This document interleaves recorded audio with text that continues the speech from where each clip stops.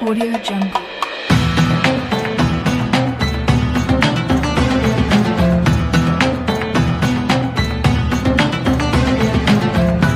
Jungle.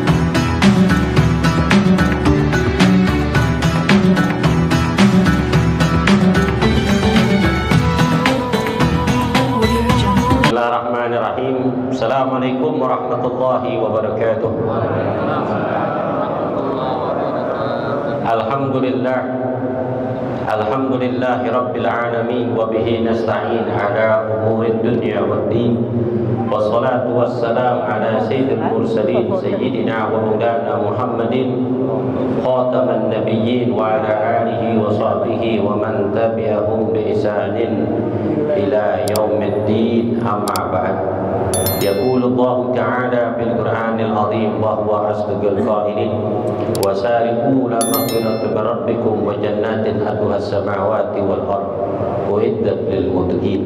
وقال النبي صلى الله عليه وسلم من سلك طريقا يلتمس به علما سهل الله طريقا إلى جنة.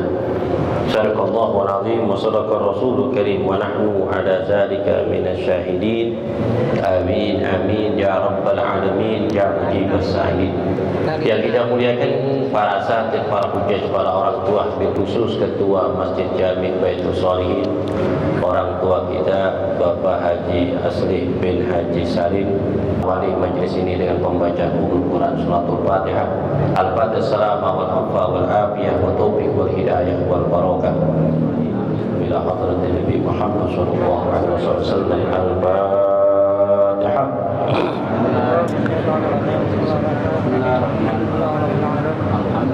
Alhamdulillah rabbil alamin arrahmanir rahim maliki yaumiddin. Iyyaka na'budu wa iyyaka nasta'in ihdinas siratal mustaqim siratal ladzina an'amta 'alaihim ghairil maghdubi 'alaihim waladdallin. Amin. Bismillahirrahmanirrahim. Qala musannif rahimallahu ta'ala wa nafa'ana bi ulumi fid dharain illa annahu qala babu tudhiyati babu tahiyati sunnatun mu'akkadatun fi jami'il jihad wa yajidu ta'akkaduha fil haqqil hujaji bi bina wa yadkhulu waqtaha idza talatis syamsu wa madha zaman yasihu salatul 'id wa khutbatayhi wa yastamiru ada ila ghurubi syamsi akhir ayyam tashrik salasan. Faman jabaha dahiyatan qabla dukhul waqtaha lam taqlahu dahiyatan wa kadza man dabaha ba'da al-khuruji waqtaha illa idza nadara dahiyatan muayyinatan aw dahiyatan bi-dhammati summa ayya manzura wa kharaja bi hatta kharaja al-waqt. Babu tadhiyati, bab tadhiyah, yakni bab kurban. Karena sekarang sudah masuk waktu pembahasan kurban, karena sudah masuk yang namanya ashhurul hajj, bulan-bulan haji. Al-hajju fi ashhuril ma'lumat. Bulan-bulan haji itu telah diketahui masuk di bulan Syawal, Dzulqa'dah dan tanggal 9 di bulan Dzulhijjah, bertepatan dengan hari raya kurban dan hukum pelaksanaan hewan kurban. Insyaallah nanti kita ulang dari awal. Ini kitabnya Samaratul Yaniyah ala Al-Fat Riyadul Badi'ah, karangan Allah Ma'aribillah Syekh Muhammad Nawawi Al-Jawi Al-Bantani. Ini kitab sangat komplit ini di dalam furu'iyah, yakni di dalam kitabut tauhid, kitabul fikih, di dalam dua pelajaran. Yang pertama ilmu tauhid, akidah tauhid ahli sunnah wal jamaah. Kemudian di babul ibadah ada dua nih kitab dalamnya. Pertama tentang tauhid, yang kedua tentang ibadah. Yang dibahas ibadah ini paling sempurna di dalam babul haji. Dia babul haji nanti kita bahas di waktu kesempatan. Sekarang kita bahas tentang kurban.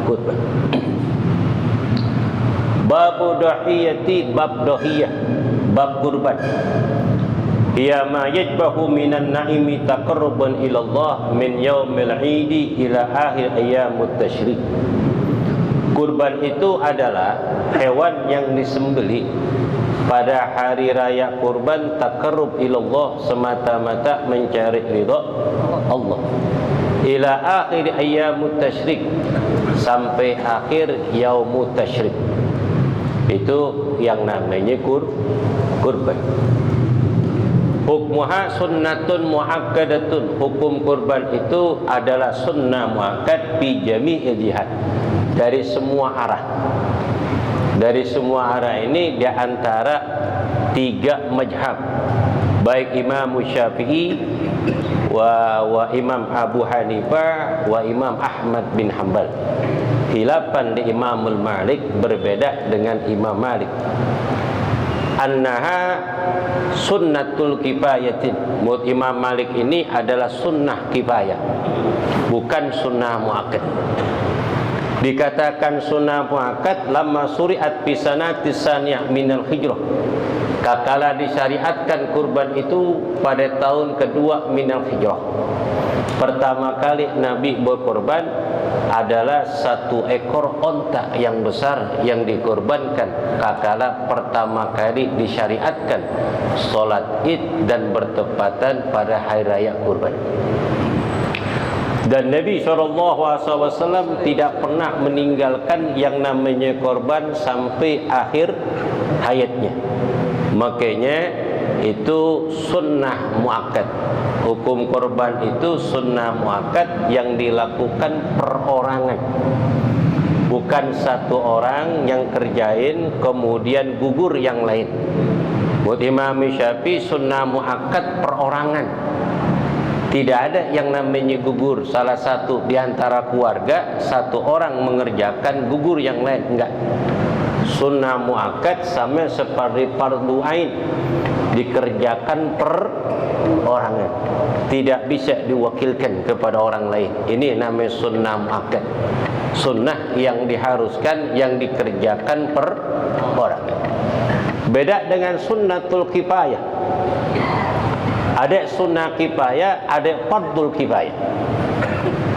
Fardul kifayah pekerjaan yang wajib, salah satu di antara mereka mengerjakan gugur kewajibannya. Seperti haqqul alal mayyiti, berkaitan dengan urusan mayit, nyolatin, itu wajib, namanya fardul kifayah.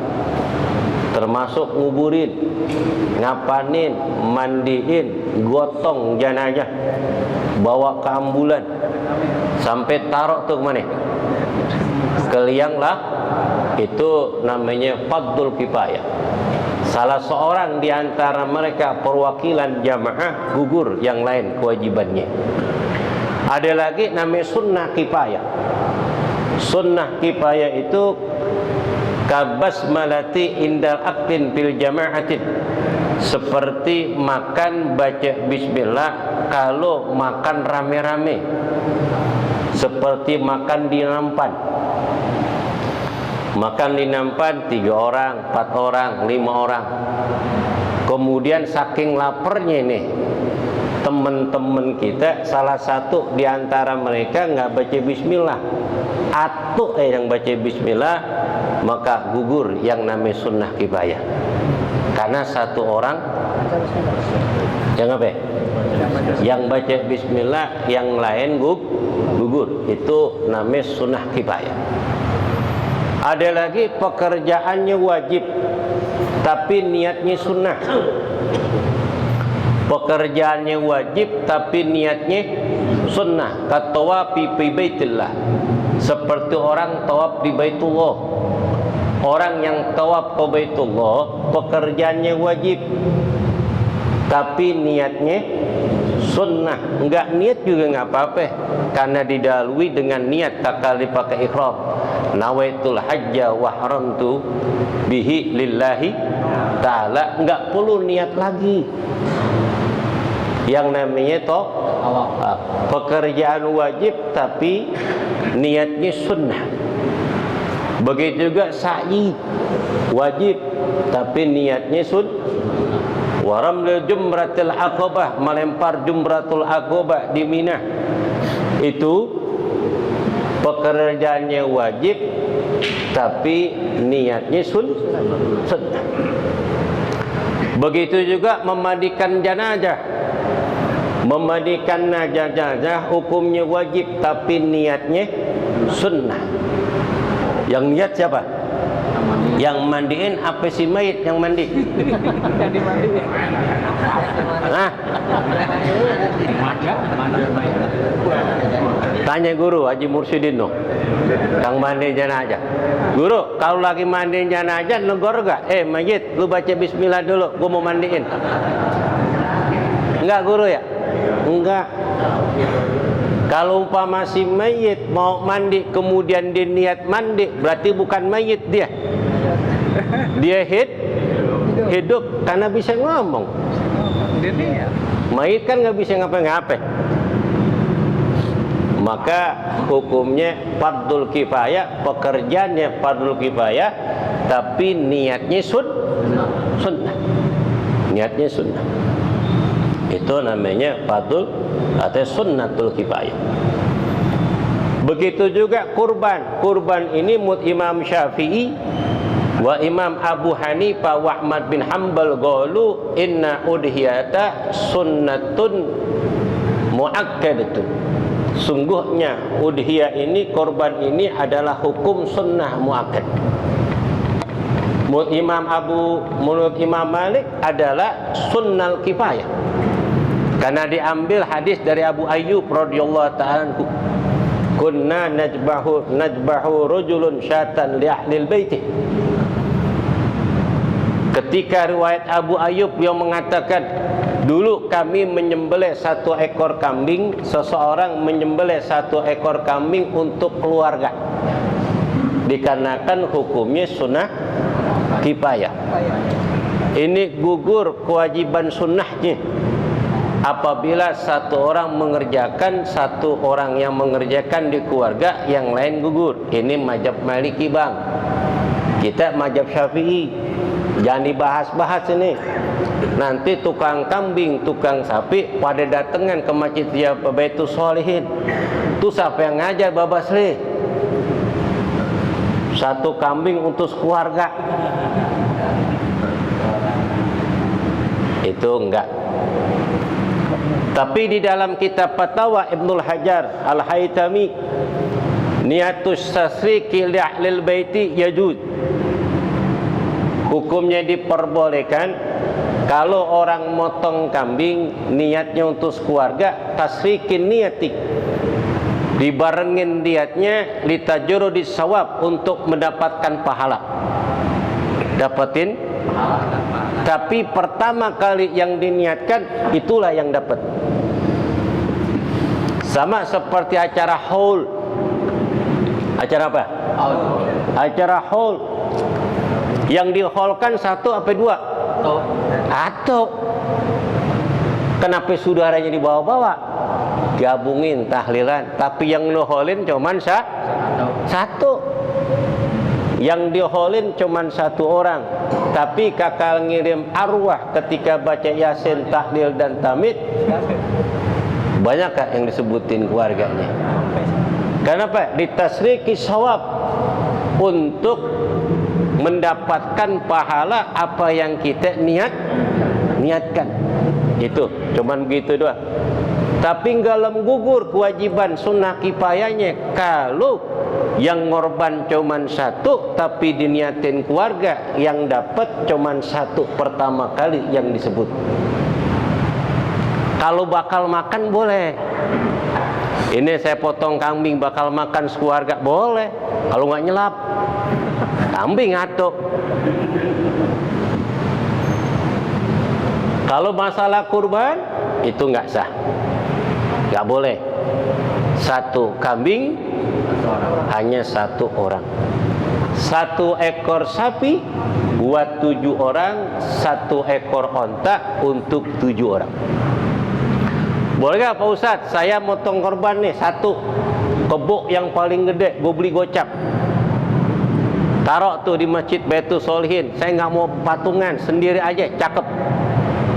Bagus gak? Kayak model Alphard di sendirian tuh, lega di sono. Sama seperti Nabi SAW, tatkala beliau berkorban 1 ekor onta untuk dirinya. Tatkala Nabi melaksanakan haji wada, Nabi memotong 2 ekor kambing gibas. Yang pertama niatin, hadza udhiyah taqabbal ya Allah li Muhammadin wa ali Muhammad wa li ummati Muhammad. Jadi Nabi potong tuh. Pertama Nabi niatkan untuk dirinya, kedua untuk keluarganya, yang ketiga untuk seluruh umatnya supaya dapat tuh pahala bagi orang yang enggak korban. Istilah makan sampai kayak ayam. Tahu ayam makannya? Ambil beras diapain? Diaur. Kalau orang nggak korban sampai dapat pahala begitu. Berebutan di padang mahsyar. Berebutan di mana? Di mana? Di alamul barzah. Makanya rugi kalau nggak korban. Harus bersihkan jiwa kita dalam berkorban. Disyariatkan pada tahun kedua minal hijrah, dan Allah turunkan ayat Al-Quran, inna a'toina kal kausar fasholli rabbika wan inna syani'aka huwal abtar.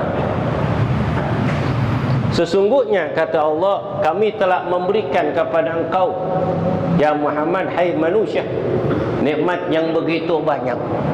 Nikmat Allah yang Allah berikan kepada kita banyak banget. Wa in ta'uddu ni'matallah la tuhsuha. Jika engkau menghitung nikmatku, engkau tidak akan bisa menghitungnya. Wa in ta'uddu ni'matallah la tuhsuha. Jika engkau menghitung nikmatku, kata Allah, engkau tidak bisa menghitungnya. Bagaimana caranya? La in syakartum la zidannakum wa la in kafartum inna adzabi lasyadid. Hendaknya kita bersyukur atas nikmat Allah.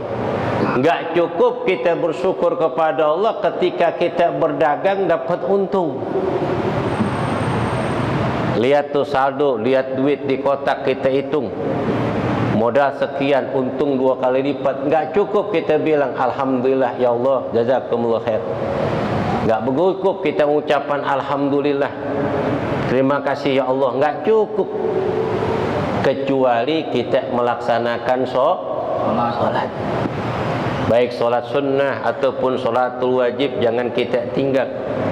Wanhar dan korban. Korban apa yang pertama? Amwal. Korban yang namanya harta. Karena Allah Ta'ala berfirman dalam surah As-Saff, ya ayyuhalladzina amanu hal adullukum ala tijarati tunjukum min azabin alim tu'minuna billahi wa rasulih wa tujahiduna fi sabilihi bi amwalihim. Wahai orang-orang yang beriman, maukah engkau aku tunjukkan suatu perdagangan yang tidak akan rugi, yang menyelamatkan diri kalian daripada azab Allah yang sangat pedih. Pertama, beriman kepada Allah dan Rasulnya dan berjuang di jalannya. Dengan apa? Bi amwalihim, dengan harta. Kalau berjuang dengan tenaga, semua orang bisa ngerjain. Semua orang bisa. Urusan yang namanya kurban, semua juga orang bisa ngerjain. Enggak biasa apa? Ngelet kulit karena barang nyata. Bisa gak ngelet? Bisa. Apalagi nyancak, ngampakin, bisa orang kita. Tapi kalau berjuang dengan harta, ini yang sangat berat. Ini sangat berat. Sebab sifat yang namanya dermawan itu kasajarin fil jannatin, sama seperti pohon yang ada di dalam surga. Batangnya, rantingnya menjulur ke bumi, ke dunia. Sampai saja yang megang dia akan orang yang beruntung. Makanya kalau orang punya dermawan, itu sifat nubuwah wa rasul, sifat para nabi dan sifat rasul. Luar biasa. Makanya orang pelit digedek sama Allah. Orang yang bares digedek sama setan. Orang yang bares, orang yang dermawan, disayang sama Allah, disayang sama Rasul, disayang oleh manusia, dekat dari surga, jauh dari neraka. Kalau orang pelit, orang pelit digedek sama Allah, diseneng sama setan. Setan demen banget godain. Ngapain lu punya duit? Kerja setahun, lu dagang setahun, suruh korban lagi. Tahun diri kambing mahal banget sekarang 4 juta. Apalagi sapi 30 juta, simpannya duit. Bakal nanti masa depan. Kumpulin tuh duit banyak, masa depan belum ada, sakit dadak. Meninggal dunia, mati juga. Yang paling enak mantu, alhamdulillah mertua udah meninggal, kebunnya luas, gue jualin aja dah. Apa kata malaikat? Gak rasah lu, kebun lu dijual. Tuh, kenapa lu pelit-pelit nggak mau korban? Duh, rugi gak? Rugi, apalagi udah pensiun. Dari dulu kerja mulu, sekarang waktunya ibadah, waktunya berjuang di jalan Allah, menghidupkan sunnah Rasul di dalam berkorban. Karena Allah janjikan dalam surah Al-Maidah ayat 9, wa'adallahu allazina amanu wa amilus solihati lahum ajrun azim.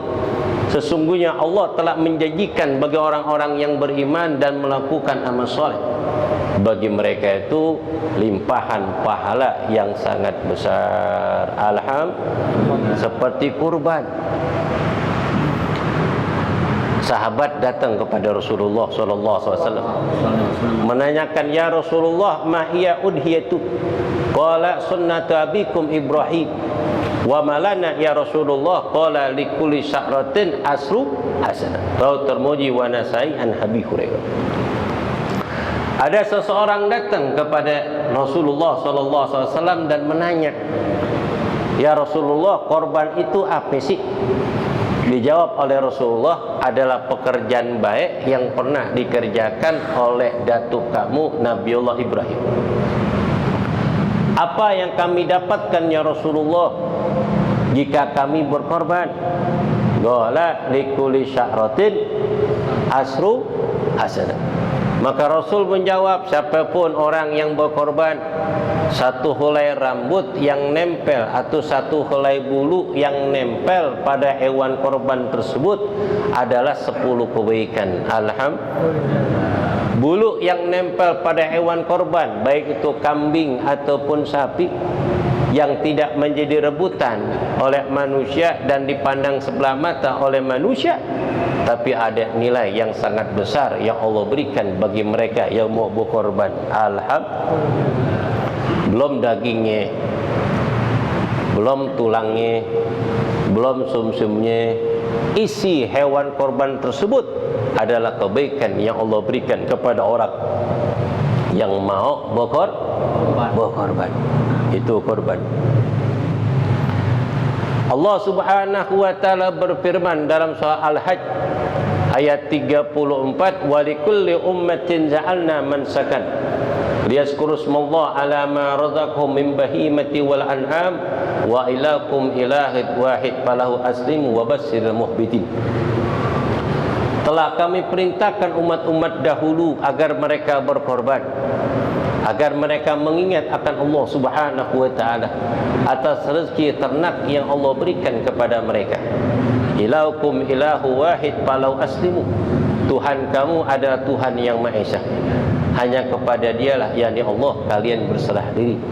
Wa basyiril mukhbitin, kabarkanlah gembira wahai Muhammad kepada orang-orang yang taat, yang patuh akan perintah Allah. Alhamdulillah. Disyariatkan berkorban itu bukan saja korban itu khusus yang Allah berikan kepada umat Nabi Muhammad SAW, dan Allah syariat ini kepada umat-umat dahulu dan para nabi dan rasul. Yang pertama kali disyariatkan Allah Ta'ala berkorban itu pada zaman Nabiullah Adam. Dari putra putrinya kakala diberikan anugerah yang sangat luas, berupa ladang yang sangat luas, dari hasil yang berlimpah yang didapatkan, ternak yang banyak. Barulah Allah perintahkan bagi anak keturunan Nabi Allah Adam untuk berkorban. Kakala mempunyai anak kelima yang namanya Qabil, anak yang keenam namanya Habil, diperintahkan oleh Allah untuk berkorban. Pada saat itu Qabil lah yang hartanya yang banyak. Dia punya binatang yang namanya apa? Kambing gede-gede dan gemuk-gemuk, sehat-sehat. Tapi diberikan kepada ibunya Sayyidatina Hawa, diberikan kambing yang kurus, yang begeng, pincang, matanya siwer, korengan, budugan, diberikan kepada ibunya. Namanya ibu kan kalau dikasihkan diem aja ya, cuman gerendeng di hati. Lu tega banget, ini kan perintah Allah, babak lu yang nyuruh nih, lu ngasih sembarangan aja, bedak lu banyak. Cuman emak cuman ngomong di hati doang, nggak terima. Takut ditanyain babanya, nggak diterima. Kasihan tuh anak, gue terima bapaknya ngamuk. Sebelah saya tuh emak tuh, makanya kalau ngasih duit sama emak jangan dihitung, raup aja di laci. Kalau ngasih duit emak nih jangan hitung, raup aja di laci. Tuh kasih nih mak, ada duit, gue bagi seraup di laci tuh. Kalau ngasih bapak iketan, wih, bengong aja.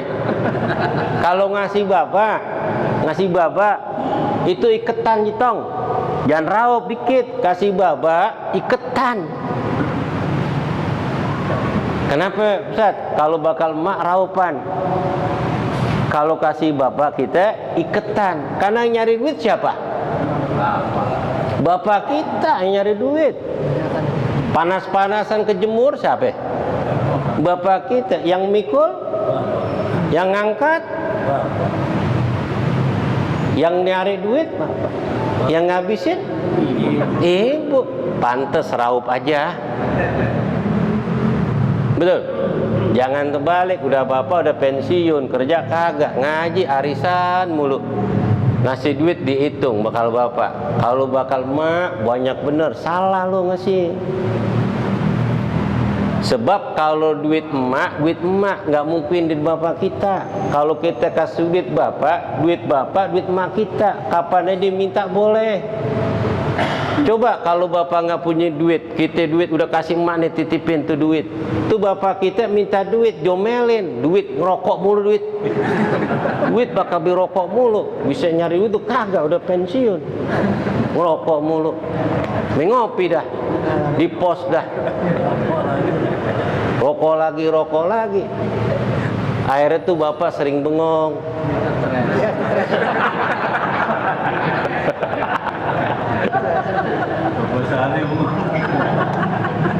Karena nggak ngerokok ya. Orang laki kan kalau umpama dia punya rokok anteng nggak?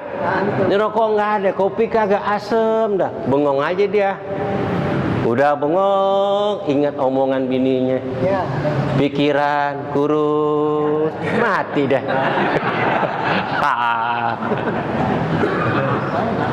Tuh ya, kan banyak anak muda nih.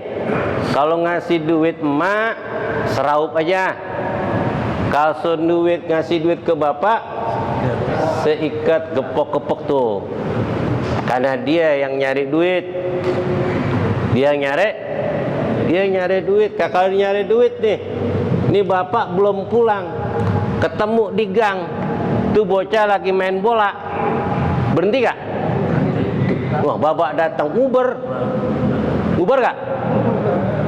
Ini bapak kita bronjongnya belum diapain, belum ditaro, dilihat dagangan habis.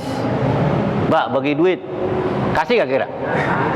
Emak belum minta, anak duluan yang ngasih, yang minta. Makanya sebelum kita ke rumah kita, sebelum dilihat tuh emak kita, kasih bapak dulu. Assalamualaikum. Waalaikumsalam. Bapak kita yang bukain pintu, kasih duit yang banyak tuh. Duduk dah tuh, bapak gerangnya dah, cilam-cilam aja dah, bora-bora aja dah. Iya enggak? Iya enggak? Tuh begitu gua ajarin. Kalau ke rumah orang tua, ketemuin bapak, langsung kasih duit. Jangan di depan emak. Diambil lagi. Mana duit tadi? Bang, duit apaan? Gue ngeliat di jendela. Nah, gue kan dapet duit dari Udin. Udin anak gua yang lahirin, gitu. Kalau urusan duit anak gua, kalau anaknya bandel, tuh anak lu bandel banget, bapak lagi. Akhirnya si Habil datang nemuin abahnya. Tuh, ngasih kambing yang gede, yang gemuk, yang sehat. Sedangkan si Habil, dia punya kambing kurus-kurus, cuman yang terbaik dipersembahkan untuk Allah Subhanahu wa taala. Lan tanalu birra hatta tunfiqu mimma tuhibbun. Kalian tidak akan mendapatkan kebaikan yang begitu banyak kecuali kalian menginfakkan sebagian harta yang kalian senangi. Nih, kambing yang paling gede, yang paling gemuk, yang sehat dikasih ke Nabiullah Adam alaihi salatu wassalam ala nabiyina Muhammadin. Nabiullah Adam girang banget. Rasa kecewa yang diberikan si Qabil telah hilang dikarenakan Habil telah memberikan kambing gibas yang besar. Akhirnya ditaruh tuh di lereng bukit. Kemudian Nabiullah Adam berdoa kepada Allah. Kemudian Allah perintahkan malaikat Jibril untuk menutupi bukit itu dengan awan yang berwarna hitam. Tiba-tiba pas esoknya dilihat, ternyata kambing Qabil masih ada di situ. Tiba-tiba dan ngelihat geseng mati, udah jadi berarti nggak diterima oleh Allah. Sama seperti sahabat datang ke Nabi ingin memberikan kambing, tapi kambingnya kurus. Nabi pulangin. Jangan kurus, nggak sah. Terlalu kurus, begeng. Ada lagi kakinya pincang, gede sebelah. Nabi pulangin. Kalau pincang baru karena dibaduk ataupun baru turunin dari mana? Dari truk, tiba-tiba kesleo. Yang penting nggak patah ya. Cuman kesleo, itu hukumnya sah. Terima Baba Asli, tapi suruh bawa Haji Naim dulu. Biar diurut. Sah hukumnya, tapi diurut dulu Haji Naim Cilandak, anaknya panggil.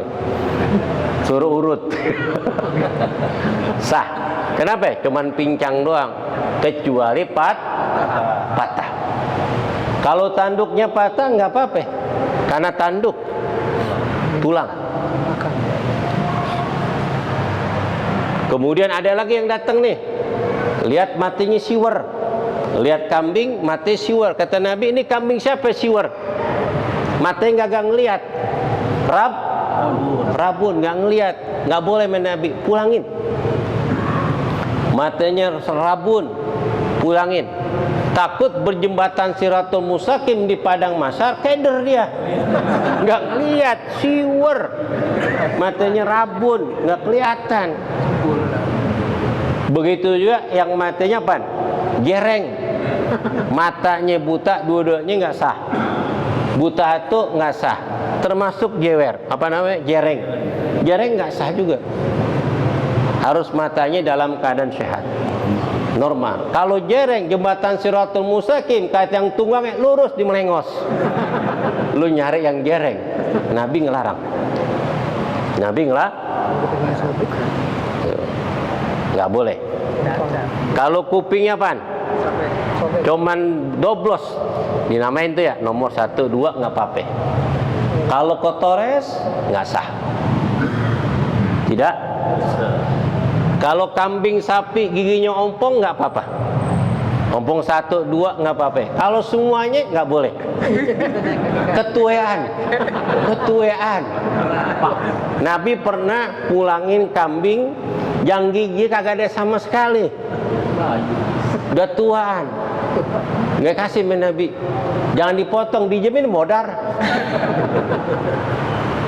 Karena nggak bisa makan, berarti kurus.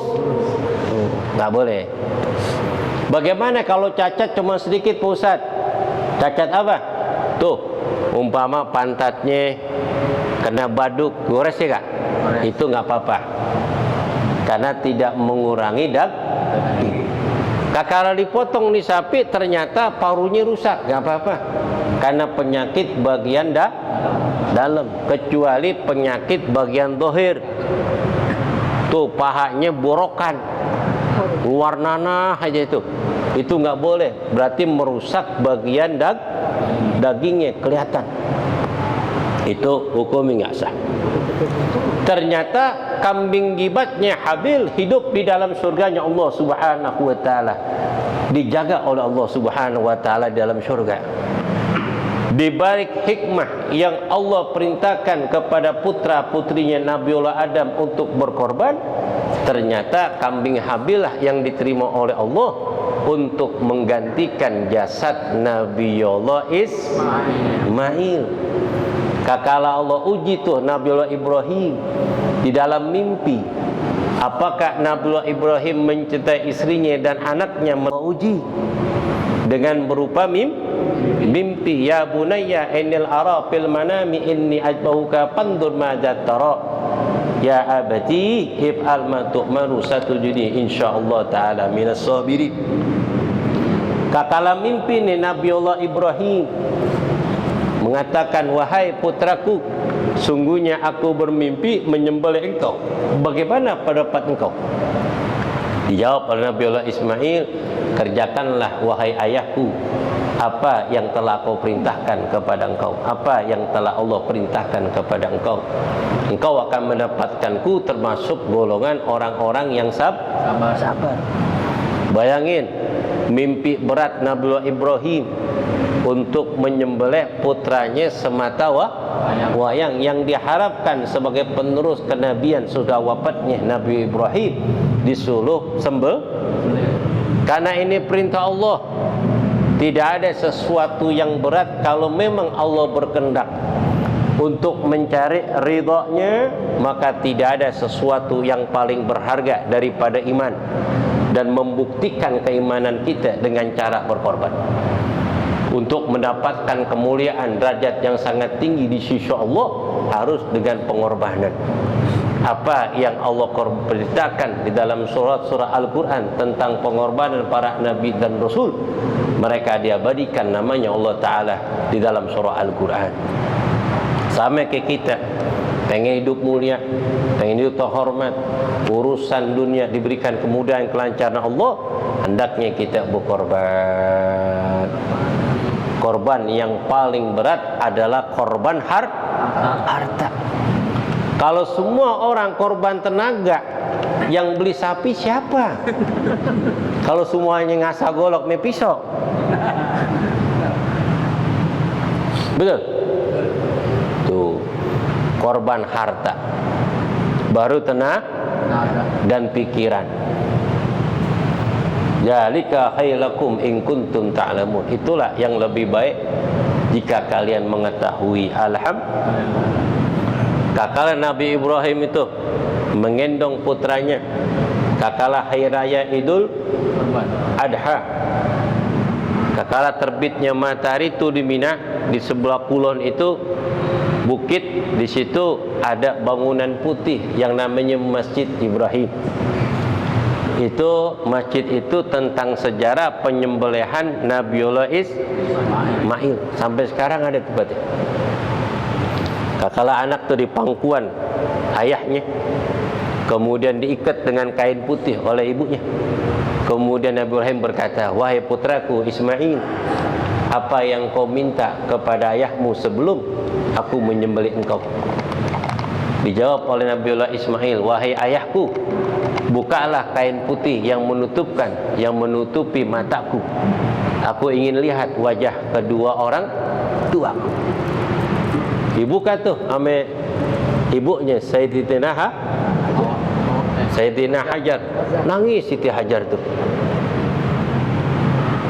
Pas ngelihat anaknya berserah diri kepada Allah, Nabi Ibrahim gemeteran tuh ngeluarin golok. Mana siang, di sono kan jam 6:30 udah panas bener ya. 6:30 di sono jam 12 sekarang waktu Indonesia. Karena musim panas terik di sono, sekarang musim panas ini 53 derajat. 53 derajat tuh di Mekah. Di Hadramaut lebih panas lagi. Bisa 58 derajat di Hadramaut. Panas. Jangankan nih, lihat gunungnya silau. Gunung Hadramaut batu. Ngelihatnya silau. Harus pakai kacamata di sana. Perih mata kita. Bisa mengeluarkan apa? Air mata karena silau saking panasnya. Ternyata korma itu mateng bukan karena diempos pakai karbit, Bang. Karena tiupan angin. Bagaimana korma aja bisa hitam. Itu kena embusan angin, apalagi orang geseng. Maka orang Arab gelek-gelek di sono, hitam-hitam. Betul gak? Karena panas. Coba lu lihat orang Cianjur, cakep gak? Karawang.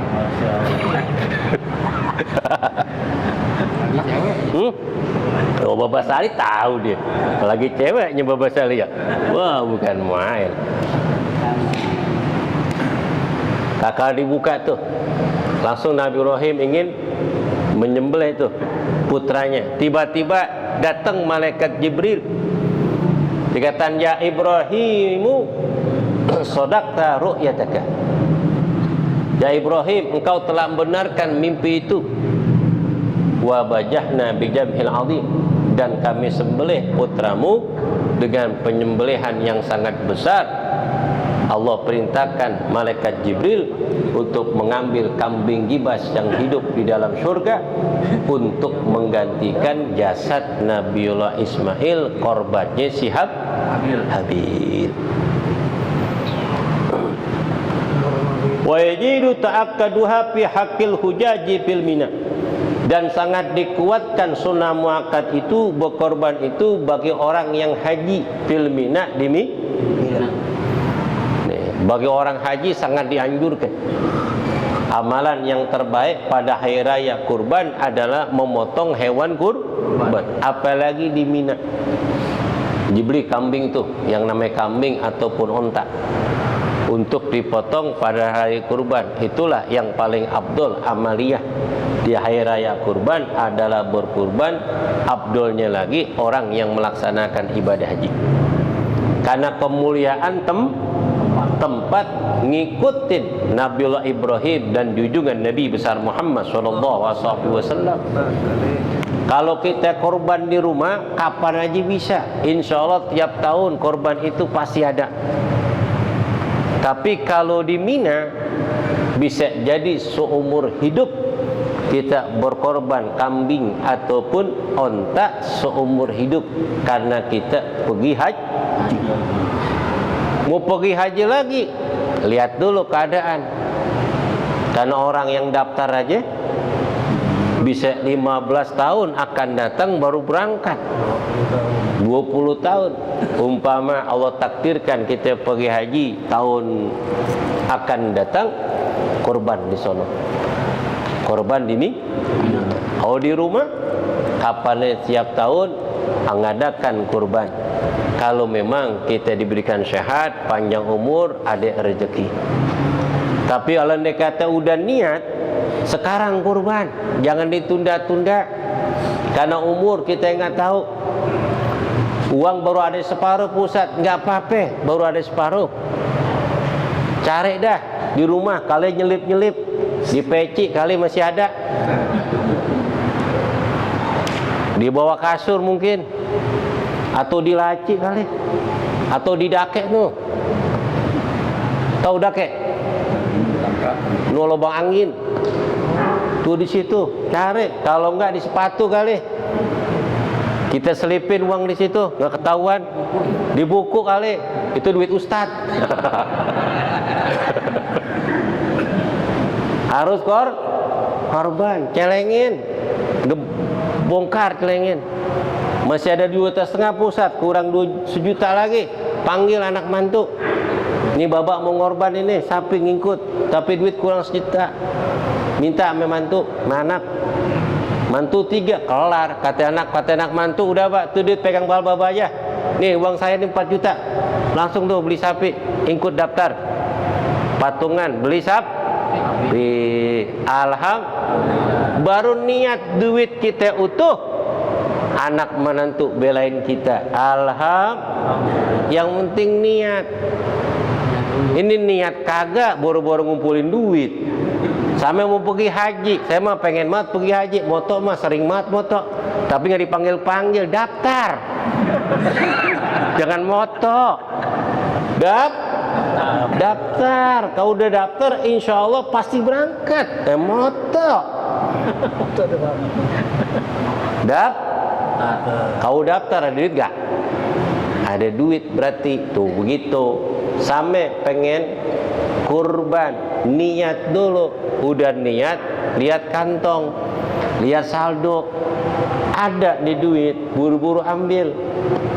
Beli tuh daging korban, hewan datengin ajintong. Nih Ji, gua ada duit 4 juta, gua ikut nih. Ambil andilan 1 ekor sapi tahun ini karena Allah saya akan kurban. Alhamdulillah. Ada pertanyaan?